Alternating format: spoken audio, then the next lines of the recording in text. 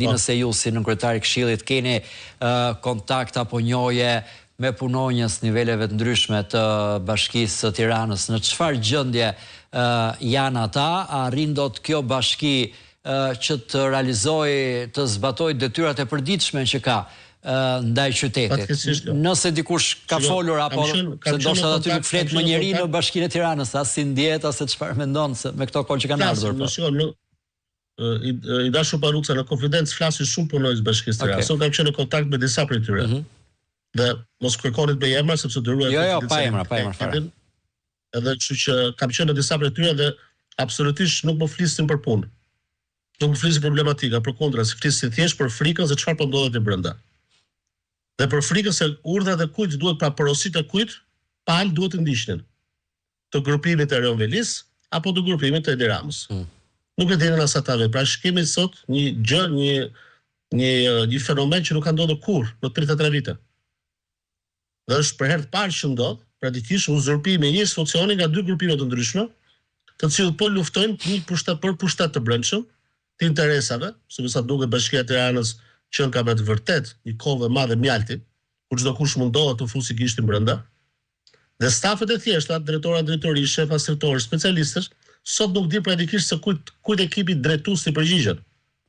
Shikoj, një institucion, çdo organizatë funksionon kur ka një ekip drejtues, pra drejtuesi, kryetari apo nënkryetari, sekretari, kabineti, pra një ekip i vogël drejtues, kur është funksional.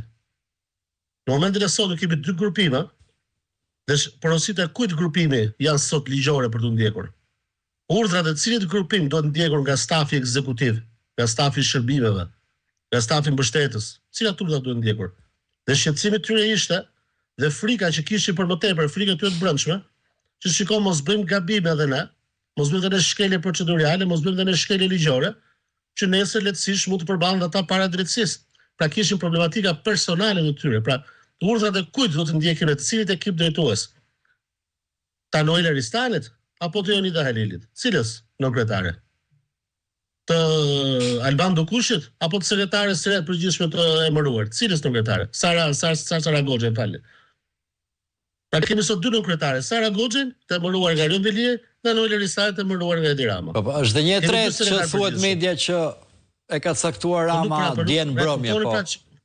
Pra kjo është Bashkia e Tiranës, ajo bashkia e cila sot menaxhon mbi 500 milionë euro buxhet vjetor. Mbi 1.5 milionë euro dita. Menaxhon nga bashkia do përfshirë dhe shtunë dhe djelat, do përfshirë dhe festa zyrtare. E cila menaxhon gjithto struktura ndërtimore në Tiranë, që menaxhon interesa pafund. Është gjysma e ekonomisë shqiptare dhe interesave politike dhe ekonomike dhe financiare janë tu në Bashkinë e Tiranës, krahasuar me gjithë Shqipërinë. Dhe stafet, me sa kam folur sot, të sigurohesh që ishin shumë shqetësuara, ishin edhe thjesht për punën që nuk po kryhet.